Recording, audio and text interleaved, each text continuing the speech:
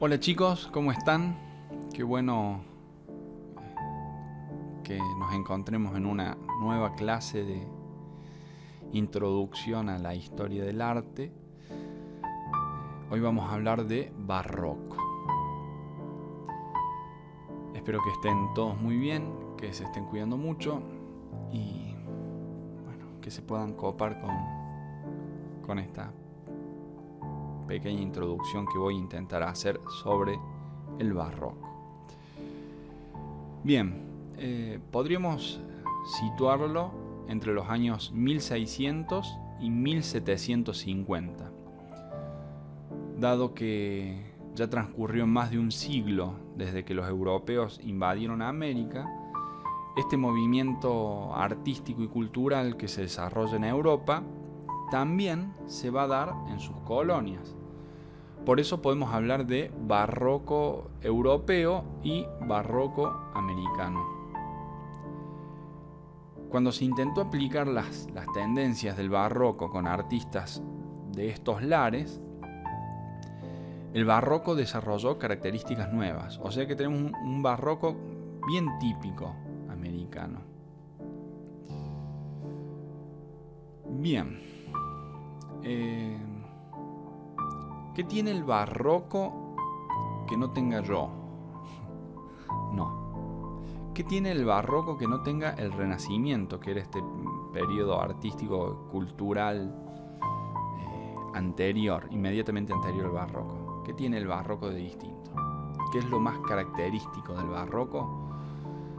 Podríamos empezar señalando el horror vacui.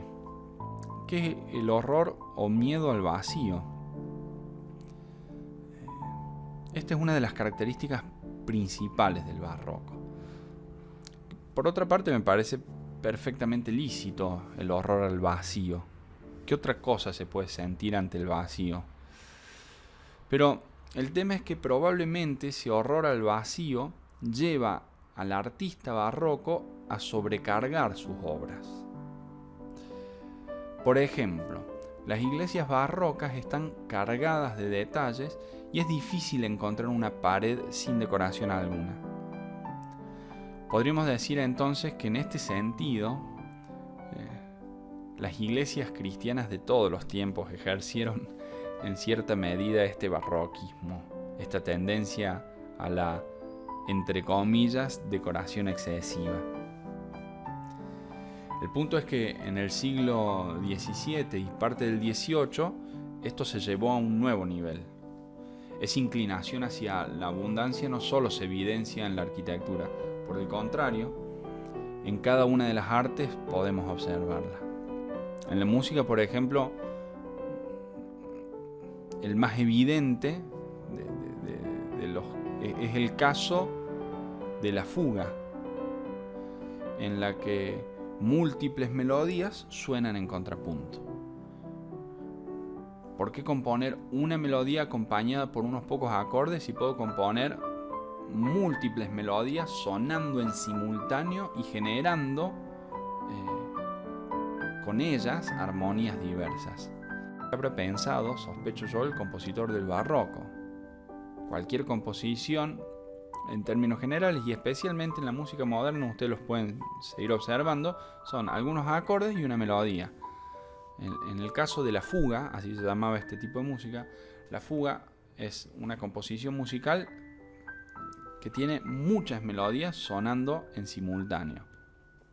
Bien, pensemos de nuevo en esta tendencia del barroco como sobrecargada. Pensemos en ese horror vacui, en ese horror al vacío. Bueno, en contraposición al horror al vacío, que no quede vacío, nos encargamos de que sea muy ornamentado. Bien, eso es muy propio del barroco. Bueno, a propósito de esto, ya que estamos hablando de música, voy a recomendar de Bach Preludio y Fuga BWV 847 en Do menor. Repito, de Bach Preludio y Fuga B larga W B corta 847 en Do menor. momento cumbre de la historia de la música. Háganse un favor a ustedes mismos, tómense 3 minutos y escuchen esta pequeña maravilla. Tampoco se pierdan a Vivaldi. La mayoría de la gente lamentablemente se queda con las 4 estaciones, que no está para nada mal, todo lo contrario, es hermoso, pero Vivaldi tiene una obra vastísima y sin desperdicios, de altísimo nivel, todo lo que compuso. Entonces busquen un poquito más allá de las estaciones. Bueno, tampoco tendrían que perderse a Jean-Baptiste Lully. Sí recomendaría que atiendan, por ejemplo, más a Jan Dimas Zelenka por encima de Pachelbel y su espantoso canon. Perdón por el exabrupto, pero hay algunas cuestiones en las voces del canon de Pachelbel que son bien discutibles, por no decir que hay algunos errores armónicos, pero no quisiera ganarme la enemistad de sus fans. Pero yo no le prestaría tanta atención a Pachelbel. Me parece que especialmente su canon ha sido sobrevaluado. Lamentablemente se puso muy de moda. Bueno, todos estos compositores que acabo de nombrar son todos barrocos. ¿Bien? Bueno, rápidamente, pasemos a la pintura. En cuanto a la pintura, este es decididamente mi periodo favorito. Y entre los muchos pintores destacadísimos, hoy les voy a hablar de Diego Velázquez.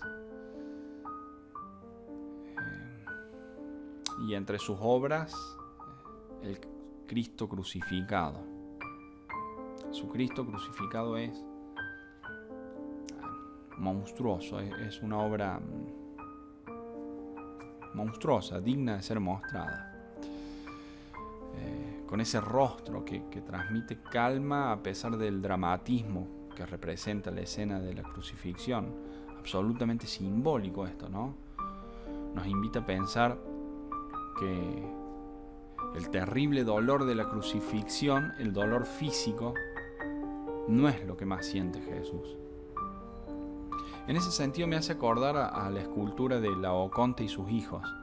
Mientras Laoconte y sus hijos son atacados por serpientes gigantes, el rostro de Laoconte expresa pesar y no dolor. Expresa pesar tal vez a causa del desengaño, de sentirse de alguna manera estafado o al menos menospreciado por Atenea, por los dioses.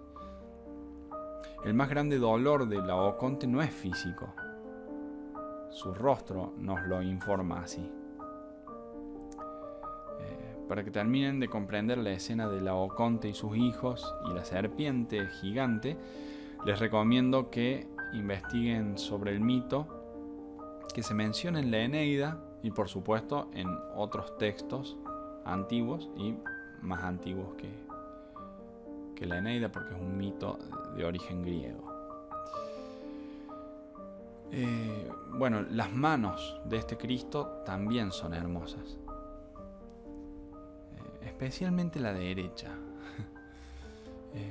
El brillo de las uñas, la sangre que brota de la herida luce oscura sobre la cruz, pero sutil se desliza sobre la mano y el antebrazo.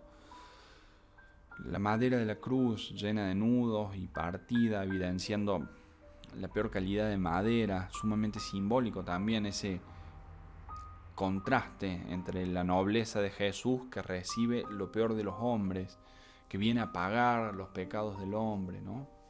Toda esa cuestión. El cuerpo delgado, pero hermoso, casi desnudo, apenas cubierto su sexo. La gota de sangre que se desliza en la rodilla izquierda y finalmente los pies. Creo que los pies del Cristo de Velázquez son uno de los detalles más aterradores de la historia de la pintura. No solo por la escena en sí, que es crudísima. Creo que el hecho de que el fondo sea negro y los colores que utilizó suman mucho. Los colores que utilizó para los pies y la sangre. Hay algo que siempre me resultó llamativo de este cuadro. Sobre ese fondo negro, como si fuese una noche, se proyecta la sombra de Cristo. Y hay otro detalle que también siempre me llamó la atención, que es el pequeño manchón marrón en la base izquierda de la cruz. Nunca encontré información precisa sobre qué será eso, así que bueno, si alguien quiere investigar al respecto y nos lo quiere informar al resto, será bienvenido. Otra obra asombrosa y muy famosa de Velázquez, Las Meninas, que es un óleo sobre lienzo del año 1656. En primer lugar, podemos destacar una de las características más evidentes de la pintura del barroco, que es la representación del instante. En este sentido es diametralmente opuesto a la pintura de la Edad Media.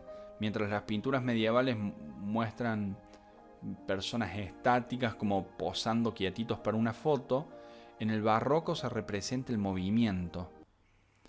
En el caso de Las Meninas podemos ver la mano de Velázquez en movimiento. Se ve como borrosa su mano, fuera de foco, está pintando. Bueno, este de acá es Velázquez y eso ya es sumamente interesante. Un autorretrato de Velázquez. Velázquez, el pintor, se pintó pintando. Una pregunta que nos podemos hacer es: ¿qué pinta el Velázquez del cuadro? No lo sabemos porque vemos el bastidor del lado de atrás.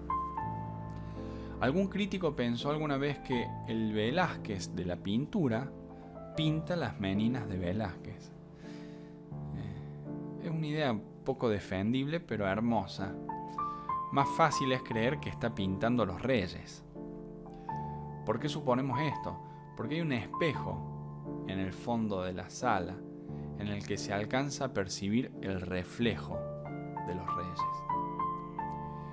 Esta hipótesis no es menos hermosa. Velázquez, el hombre de carne y hueso, pinta a Velázquez y así lo convierte en personaje pictórico. Bien. Tenemos al Velázquez de carne y hueso y al Velázquez personaje pictórico, al Velázquez pintado. Y ese personaje pictórico pinta a su vez a los reyes, mientras el Velázquez de carne y hueso pinta Las Meninas. Bueno, ¿alguien tiene alguna duda de que esto es barroco? Eso es el barroco. O esa es una de las partes que al menos a mí más me conmueve del barroco. Es sumamente complejo. Bueno, con todo esto que acabo de decir queda claro, al menos queda claro que la composición de Las Meninas es asombrosa. Muchas veces uno se pregunta, bueno, ¿por qué este cuadro será tan famoso? Bueno, entre otras cosas, sospecho que es por esa compleja composición, interesante composición, porque algo tal vez pueda ser complejo y no necesariamente interesante, pero esta es una composición interesante. Bueno, los cuadros que se ven al fondo existen y son reconocibles. Eso también me parece muy lindo. Una pintura pintada. Y a la vez son obras que el mismo Velázquez admiraba. Podríamos hablar también del hermoso trabajo de la luz, de la infanta en medio de la escena, de la enana de la corte y de cada uno de los personajes. Sin embargo, por ahora lo dejamos aquí. Lo dejamos para pasar a hablar de otro pintor barroco, otro pintor imposible, indescriptible, sin igual. No sé cómo se describen a esta clase de personas. Estoy hablando de Caravaggio. Es un milanés, nació el 29 de septiembre de 1571 en Porto Ercole y falleció un 18 de julio de 1610. Atención con las fechas, ¿no? Este joven nació en 1571. Busquen pinturas de fines del siglo XVII y comparen con las de Caravaggio. Fácilmente, aún sin ser expertos, van a descubrir que es un artista de avanzada.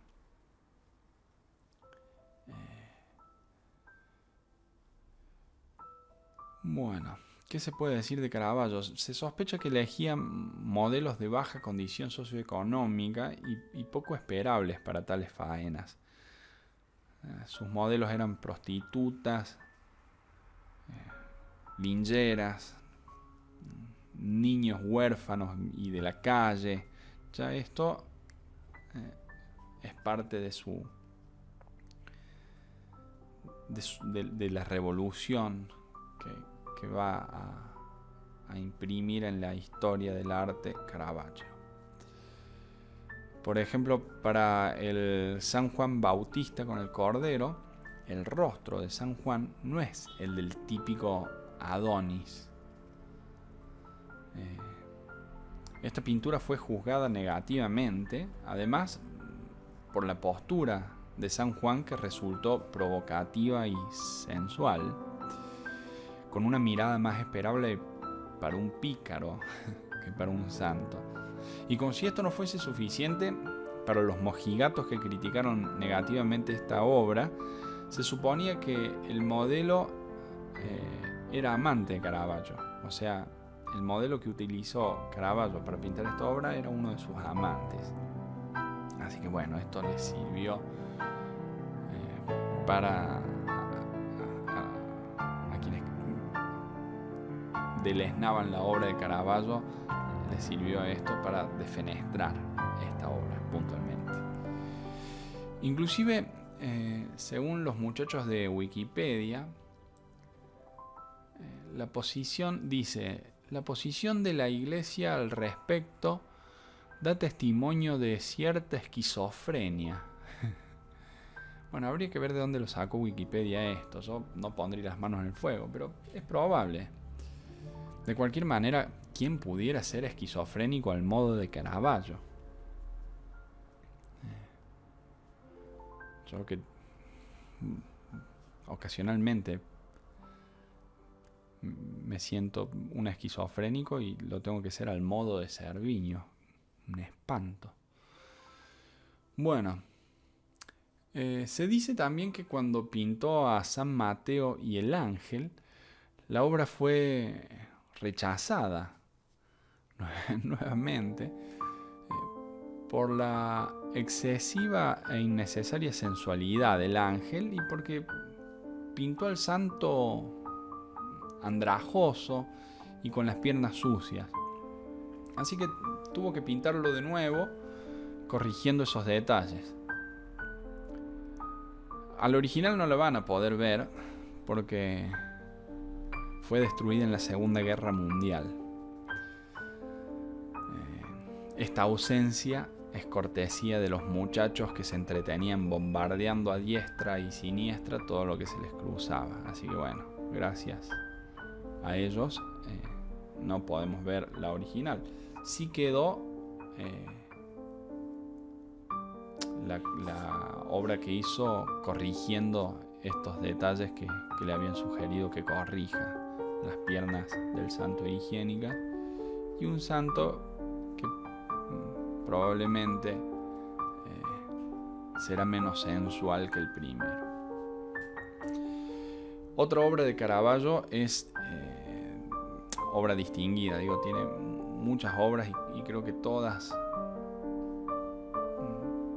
merecen de nuestra paciente observación, pero otra de las distinguidas es el Baco. El año pasado tuve la inmensa fortuna de verlo por primera vez en mi vida. Está en la Galería Uffizi en Florencia, Italia. Una obra tremenda. Yo creo que Caravaggio tiene el encanto de esas películas de terror que transcurren a plena luz del día.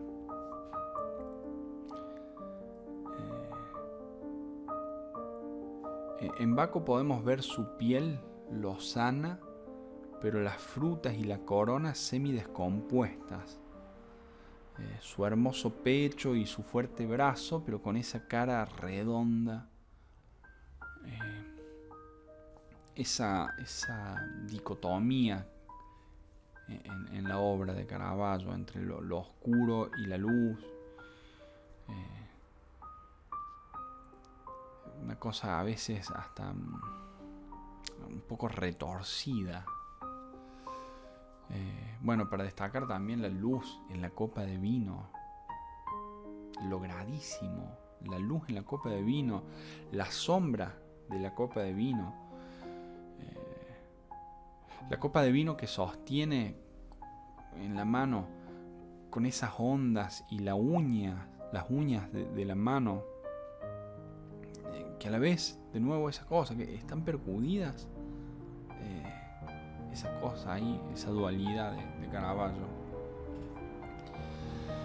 O qué decir de su Baco enfermo, o de su dramático Narciso, que tiene un gesto más propio de un desquiciado que de un enamorado. Y el reflejo, aparte, el reflejo del Narciso de Caravaggio es hermoso. O la cabeza recién cortada de Medusa, que a la vez es un posible autorretrato. No falta el crítico que sostiene de que se trata de un autorretrato. Bueno, evidentemente el hombre tenía sus tormentos. En Judith y Holofernes, pintado en 1599, ya vemos un Caravaggio que no ahorra crudeza. O en la decapitación de San Juan Bautista de 1608, tengo acá el machetito, la escena es tremendamente dramática. Y como si no fuese suficiente el dramatismo, firma la obra en la sangre de San Juan. Se alcanza a ver una F Michelangelo. La F tal vez sea por Fecit, o sea, lo hizo. Y recordemos que se llamaba Michelangelo Merizzi da Caravaggio. Ese era su nombre completo. Bueno, entre sus detractores, el pintor Vincenzo Carducci consideraba a Caravaggio el anticristo de la pintura y decía que tenía monstruosas aptitudes para el engaño. En cuanto a su vida personal, un desastre. Se recuerdan numerosas situaciones en las que Caravaggio se metía en quilombos de todo tipo, estuvo en cana, peleó con muchos. De hecho, el 29 de mayo de 1606 mató a un tipo. Algunos suponen que por accidente, pero la cuestión es que tuvo una vida desordenada, violenta, agitada, caótica. Así que finalmente, con una orden de arresto, ya gestada, huyó de la ley. Y así Caravaggio fue a parar a Nápoles. Por supuesto, en Nápoles siguió haciendo obras lo posicionaron. Y bueno, y eso es más o menos la vida de Caravaggio. Si mal no recuerdo, siquiera se sabe dónde está su cuerpo. Vaya uno a saber cómo habrá terminado este muchacho y las cosas que habrá pasado. Porque, insisto, tenía una vida rockstar, una vida desordenadísima, con muerte, con situaciones de violencia. Bueno, de alguna manera podría decir que es un pintor barroco con una vida barroca. Una vida muy sobrecargada de eventos de todo tipo. Bueno, salimos de la pintura, vamos a hablar un poquito de literatura. Para cerrar, voy a hablar un poco de el ingenioso hidalgo Don Quijote de la Mancha, obra cumbre de la historia, no solo de la literatura, sino del arte todo. Anote, querido alumno, por si usted es el encargado de seleccionar qué obras se deben salvar en un eventual apocalipsis zombie. Sí o sí, lleve una copia del Quijote. O no. Se supone que es una de las obras literarias más leídas de la historia, así que si no quiere salvarla, lo mismo, más o menos todos la conocemos y la hemos leído. Bueno, es una novela escrita por el español Miguel de Cervantes Saavedra, publicada su primera parte a comienzos de 1605 y la segunda parte en 1615. Podríamos decir que es una novela caballeresca y una parodia de las novelas caballerescas. También es una novela de viajes, ¿por qué no? Creo que no exagero si digo que se encuentra entre las más logradas obras literarias de todos los tiempos. Claro que para confirmar esto yo tendría que haber leído todas las obras literarias de todos los tiempos, cosa que no hice de ninguna manera. Pero yo que he gastado algunas horas de mi vida en hojear algunas obras de todos los tiempos, pocas veces me he asombrado tanto como cuando leí el Quijote. De lo que estoy seguro es de que está en mi top 3 de libros favoritos. Bien. Para entender la complejidad de la obra, podemos empezar por describir al personaje principal. Bueno, en principio ese personaje es dos personajes. Tenemos por un lado a Alonso Quijano, un hombre de 50 años, flaco, desvencijado, que por leer muchas historias de caballería enloquece. Y por otro lado, a Don Quijote de la Mancha, que nace de la locura de Alonso Quijano. Bien, es cuando Alonso Quijano enloquece, se hace llamar Don Quijote. El nombre ya es gracioso. Don Quijote intenta emular el nombre de caballeros famosos como Lanzarote del Lago, el Sir Lancelot. En vez de Lanzarote del Lago, Quijano pasa a ser Quijote de la Mancha. La Mancha es una región española totalmente ajena a lo esperable para un escenario de historias de caballeros. Las novelas de caballeros siempre suceden en lejanas y exóticas tierras, y las aventuras del Quijote suceden en España. Y dentro de España, en La Mancha, que es un páramo, una planicie desolada.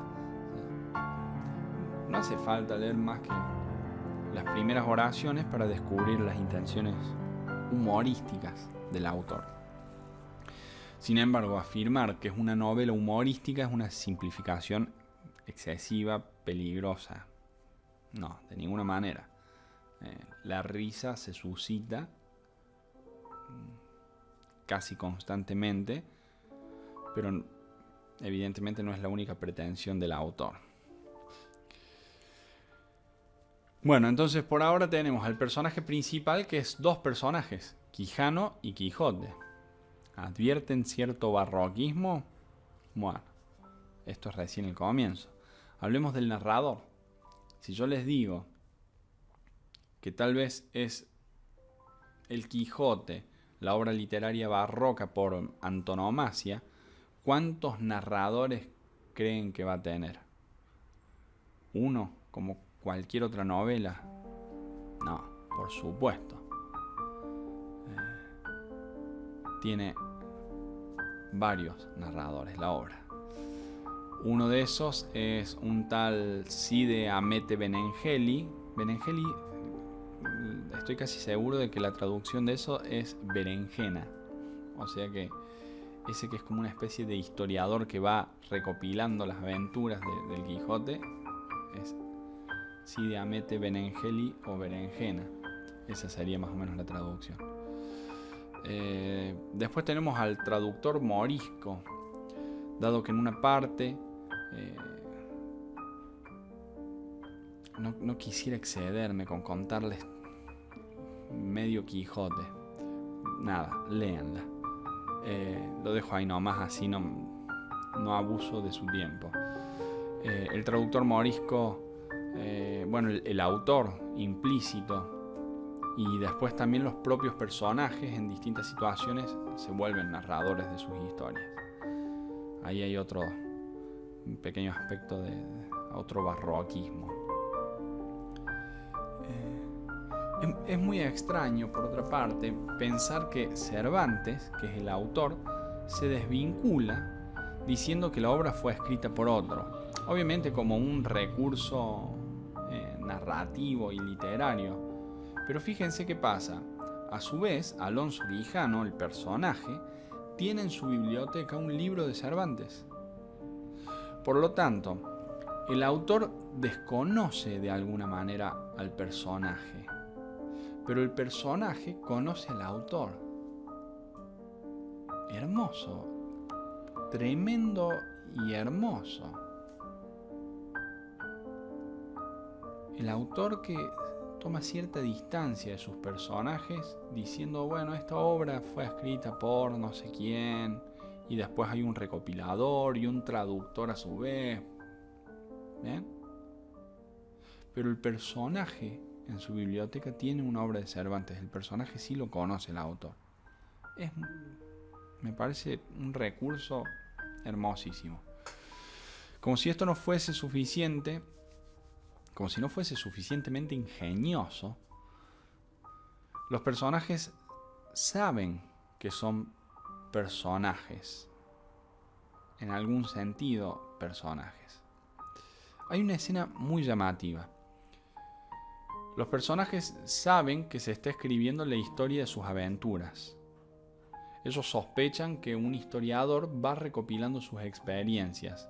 Pero pasa algo extrañísimo en el capítulo 19 de la primera parte.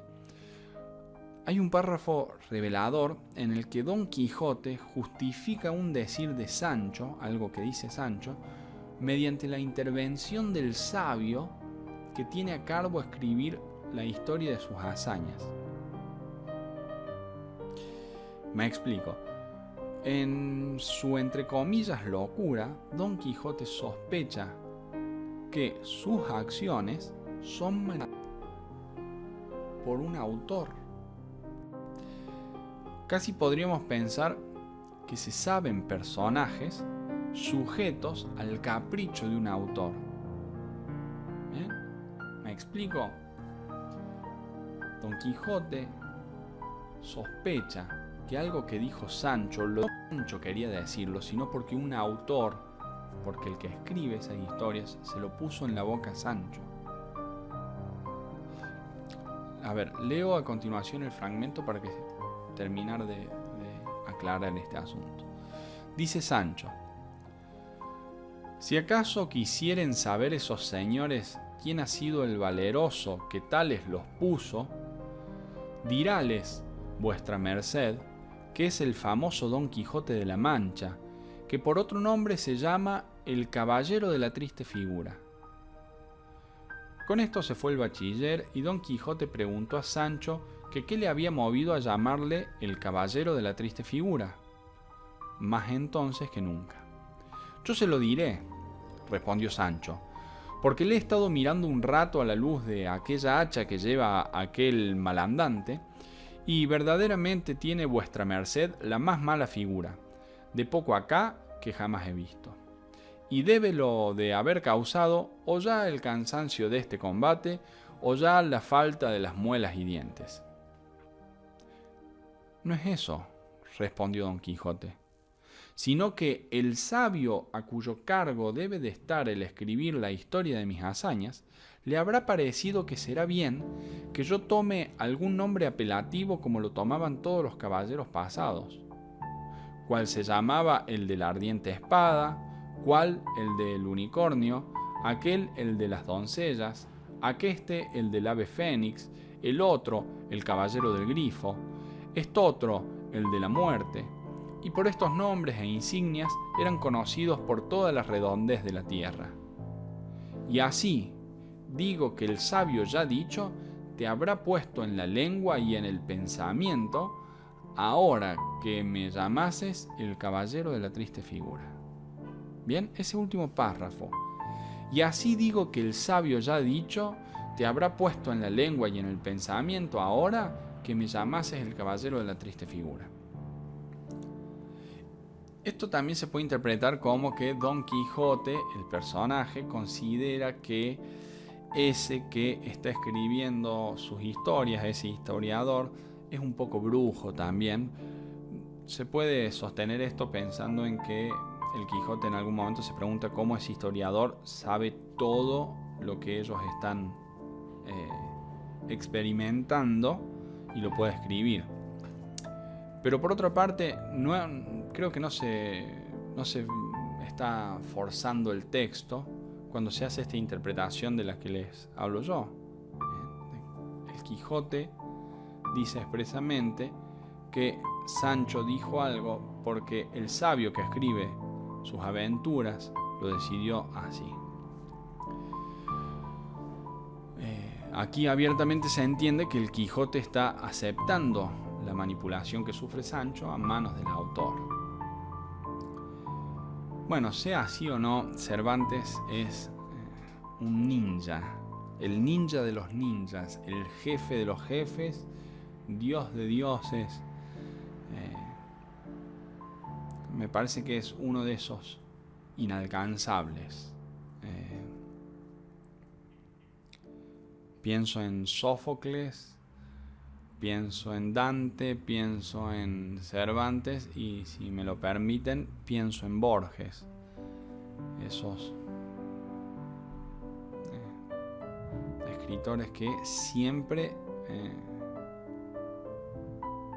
me dejan enloquecido. Eso, me enloquecen, creo que esa es la palabra.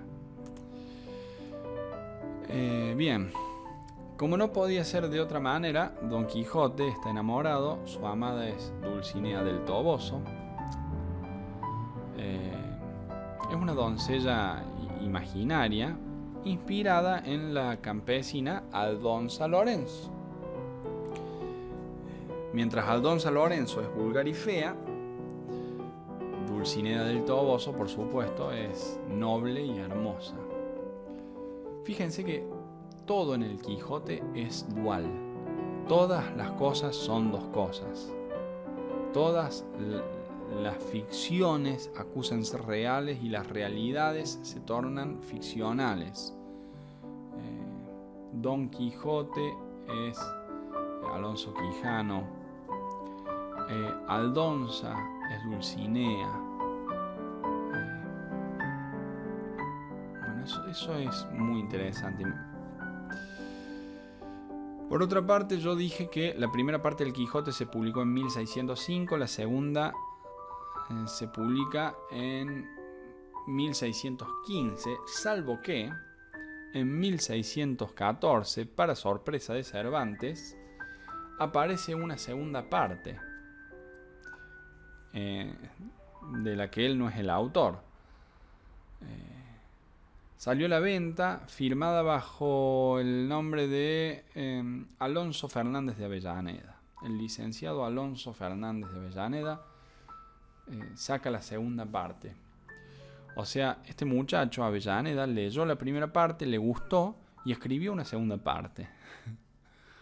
No odien de entrada a Avellaneda ni lo tomen por canalla. En la época no era tan extraño que sucediese una cosa así. Aunque muchos consideran que es canallesco esto de continuar historias ajenas, a mí no me parece gran cosa. No leí El Quijote de Avellaneda, pero ya lo leeré. La cuestión es que Cervantes se entera y apura la publicación de la segunda parte escrita por él. Pero esto no es todo. Aprovecha esta situación y la pone en su favor. En la segunda parte, el Quijote se entera de que hay otro que se hace pasar por él, pero que no es él. Digo, el personaje. En la segunda parte del Quijote de Cervantes, el Quijote se entera de que hay otro que se hace pasar por él, pero que no es él. Entonces, hay disputas entre personajes. Una cosa asombrosa, y no solo tiene el valor de la novedad, que no es menor. Tiene por sobre todas las cosas el valor del infinito ingenio de Cervantes. Puso a pelear su Quijote con el otro Quijote y hace referencia a eso. Esto se vuelve cada vez más barroco, como verán. Es sumamente interesante. Bueno, esta breve introducción al Quijote es torpe e insustancial, dado que la introducción estuvo a cargo del rey de los torpes insustanciales, aquí presente. Pero creo que si algo de lo dicho tiene valor, es el hecho de que deja en claro que se trata de una obra compleja, muy compleja, profunda, y diría casi inabarcable. Alguna vez me he encontrado con gente que ha festejado el buen humor de Cervantes en el Quijote. A mí me dan mucha gracia muchas situaciones. Sin embargo, no me parece lo más loable de esta obra. Es una obra complejísima, con grandes posibilidades interpretativas. Ustedes me pueden decir, bueno, yo puedo leer cualquier cosa e interpretarlo a mi manera.